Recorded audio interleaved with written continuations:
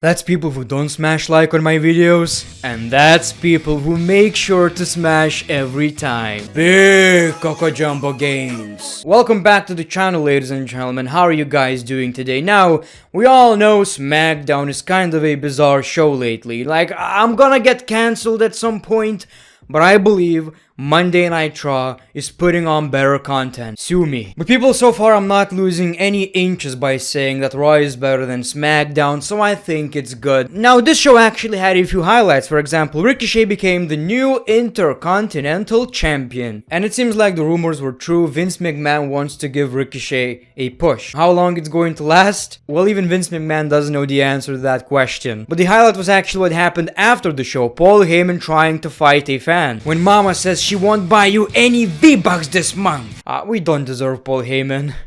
Before we continue, this video is sponsored by a friend of the channel, Wrestling GM. People can't stop talking about GM mode. It's one thing that keeps us from being happy. What if I tell you, you don't really have to wait for it? Wrestling GM offers everything you need in GM mode. You pick a promotion, you manage your roster, championships, rivalries, and the biggest thing you need to focus on is booking a great wrestling show. You'll have your good weeks, you'll have your bad weeks. In this case, I would tell you to stop booking 3-hour shows.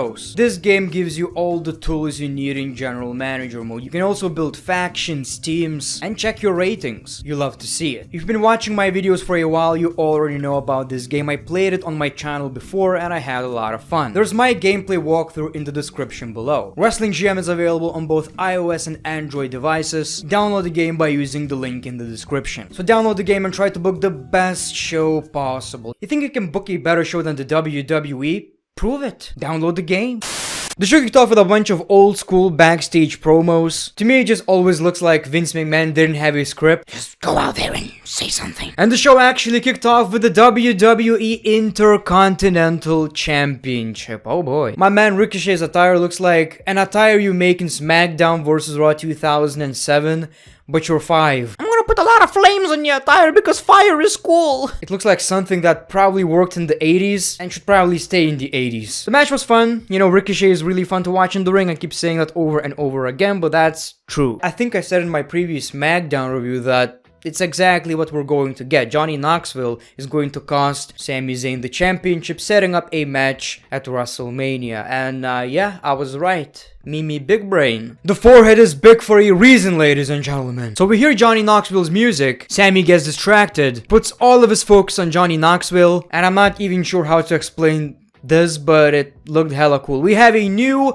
Intercontinental Champion in Ricochet. Ricochet is the ultimate mid-card guy in the WWE right now. My man held every single mid-card title, which is great. Like I've said many times, not everyone needs to be a WWE champion. You can have an amazing career by just being a great mid-card talent, and I'm not saying that as an insult. Honestly, I just don't see Ricochet as someone that Vince McMahon would have as a world heavyweight champion, and that's a shame. I wouldn't mind it. I think we'd have some great matches, but you know, whether he's right or not, I don't know. I just don't see that happening. And of course, Sami Zayn is angry. He kicks stuff, he punches stuff, he pushes stuff, and he says, Johnny Knoxville, I'll see you at WrestleMania. So this is pretty concerning. Obviously, I'm gonna make a separate video on this, but I believe this WrestleMania is looking fun. I know it's weird. I know it's not necessarily what, you know, a hardcore wrestling fan would love to see from WrestleMania. We love some of the best storylines with the best talent, best possible matches. This WrestleMania has a bunch of attraction matches, if that makes any sense. In a way, I'm actually kind of excited. So I am excited for Sami Zayn versus Johnny Knoxville, because Johnny Knoxville, as he said in an interview, got his penis not working or something along those lines. Anyway, Johnny, I have a solution. Just make sure to click the like button on this video.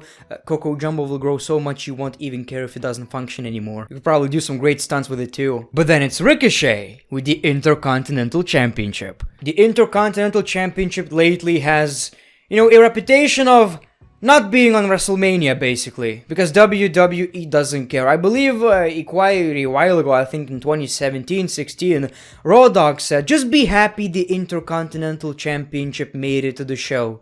It was a kickoff show. Just be happy. one of the most prestigious WWE titles of all time, is being treated as kind of a joke lately. But I think there is a strong possibility, given the amount of talent that won heavy match at WrestleMania, a ladder match. Intercontinental Championship ladder match, in my honest opinion, should almost be a tradition. Either the United States Championship or the Intercontinental Championship.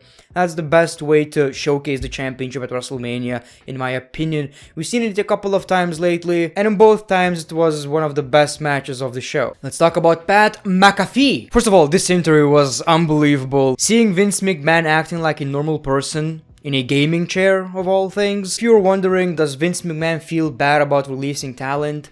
Not necessarily. Right now, since WWE is a public company, it's just business. Kind of unfortunate, doesn't feel like familia. It is what it is. He's a good businessman, and who am I to judge? I don't like it, we hate seeing people getting released, but we're not Vince McMahon. Also, Vince McMahon is going to induct The Undertaker into the Hall of Fame. I think that's just perfect. That's just perfect. Vince McMahon in the Hall of Fame, talking about The Undertaker, talking about their relationship, the man behind The Undertaker. I'm really into it. And also, he gave Pat McAfee a WrestleMania match. I'll find you the opponent later. And now we know who's going to be Pat McAfee's opponent. They're about to talk about it, and we hear Austin Theory's terrible music that doesn't fit his character at all. And Austin Theory starts talking to Pat McAfee. He says, there's a reason why Vince McMahon was on your show. You probably think he likes you, right? He loves me. What you're gonna do when I'm gonna shut your mouth? You're gonna sip food from a straw. I'm your opponent at WrestleMania. And he slaps Matt McAfee, a brand new wrestler, ladies and gentlemen. And my man is angry, he couldn't even focus. During Naomi's entrance, he just kept talking about how terrible of a human Austin Theory is and how he's going to kick Austin Theory's ass. Michael Cole tried to calm him down, but it was hard for Pat McAfee to focus. I think it's going to be a very entertaining match. Not necessarily a 5-star classic, but like I've said, it's an attraction match in some kind of way. Now, obviously, Austin Theory versus Pat McAfee is not the ideal match. I think some other talent should probably face Pat McAfee, but given the situation, I understand why it's happening. Now, the story itself, really forced. There is no reason why are they fighting. I don't get it. There's no story unless they make it personal somehow. Unless they involve Vince McMahon in some kind of way. Right now, it's just forced. It's really forced. I'm just not seeing how does that make any sense. But one thing's for sure, I'm excited. So then we saw Naomi versus Carmella, in which obviously Naomi took the W. The rich guys, I think, were playing poker. They made a couple of jokes about Drew McIntyre, but then we saw Drew in the ring, and he faced his former partner Jinder Mahal. Jinder Mahal without Veer just doesn't hit the same. Veer Mahan is on his no-fab journey. And even though he was Jinder Mahal's lackey, I think he would squash Jinder Mahal right now. And of course, Drew McIntyre beats Jinder Mahal, if that's a shocker in any way. And then he sends Baron Corbin a message. I'm going to beat you at WrestleMania, and no jokes anymore. It's all serious now. Drew McIntyre versus Baron Corbin, WrestleMania. Where did it go wrong? The man who tried to erase the Intercontinental Championship from history was about to be in a match, I think, but they got attacked by the Usos, and then we saw Roman Reigns' entrance, which kind of looked cool. And this was a very, basic promo, very predictable. They just talked about how they're going to beat Brock Lesnar at WrestleMania. We didn't learn anything new.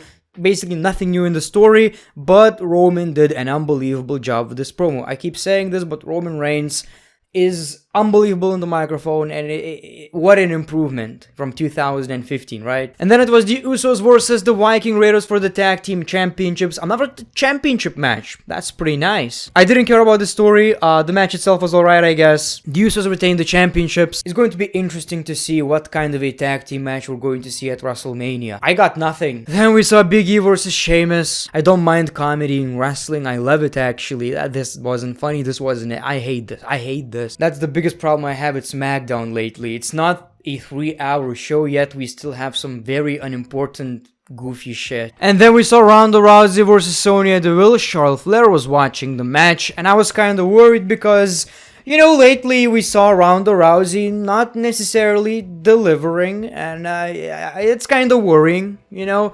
Whether it's a promo or some kind of a physical thing, she always kind of under-delivered. Understandable, since when was the last time she was in a WWE ring? So I was kind of worried, and it's also funny seeing her interacting with the fans when we all know she fucking hates the fans. But yeah, she did pretty good in this one. Everything looked a lot more smooth, and I have no complaints. As a matter of fact, I love her moveset. You know, she's different, and that's what matters. She obviously makes Sonya Deville submit, and then locks Charlotte Flair into the ankle lock. And that was your show. So yeah, SmackDown is not the best show, and it's WrestleMania season, so we're getting the best we could right now. So I'm kinda worried. After WrestleMania, WWE is going to give us a lot of stinkers. And that's all I got for you today. Thank you for your support, ladies and gentlemen. The channel is doing absolutely amazing lately. You guys are making me so happy. I appreciate it. Awesome.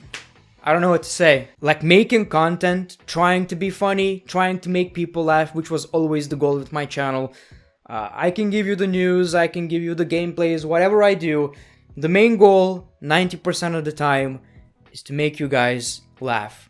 Always been my hobby, and I'm glad I can do that on YouTube. And also getting the results. Seeing a lot of people watching the videos, coming back to watch new videos, showing support.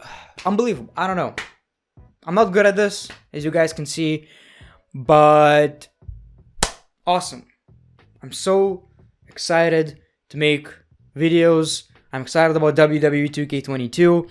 And I made a video saying goodbye to WWE 2K20.